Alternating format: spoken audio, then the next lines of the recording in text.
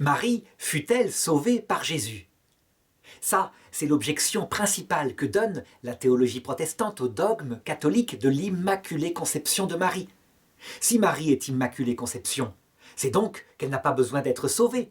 Elle n'est pas sauvée du tout puisque elle a la grâce originelle, comme Ève, qui, au départ, n'est pas sauvée. Elle est dans le salut directement.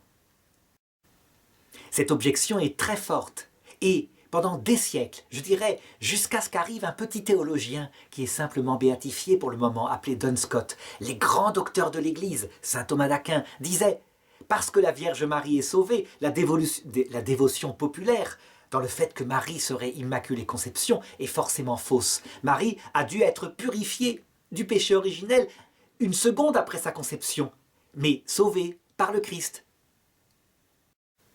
Eh bien, c'est Jean Duns Scotus qui donnera la solution à la fin du Moyen-Âge en disant « Il y a finalement deux manières d'être sauvé. Quand un enfant raconte à sa façon, et c'est beaucoup plus beau, sœur Pauline, la sœur de sainte Thérèse de l'Enfant Jésus, quand un enfant doit être sauvé par son père, il y a deux manières de faire. Si un trou est dans le jardin, que l'enfant tombe dedans et que son père vient le chercher, il l'a sauvé. C'est comme ça que nous sommes sauvés.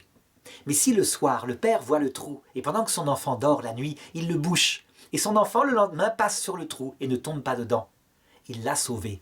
Et c'est ainsi que la Vierge Marie a été sauvée.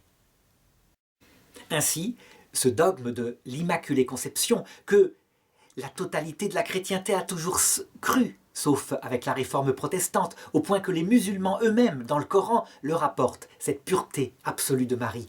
Eh bien, ce dogme ne s'oppose pas au fait que tout homme, sans exception, a été sauvé par le Christ. Donc la Vierge Marie aussi. Mais elle l'a été par anticipation à la passion du Christ, que lui savait, comme Verbe éternel, qu'il vivrait 50 ans après l'Immaculée Conception de Marie dans le ventre de Sainte Anne, sa mère.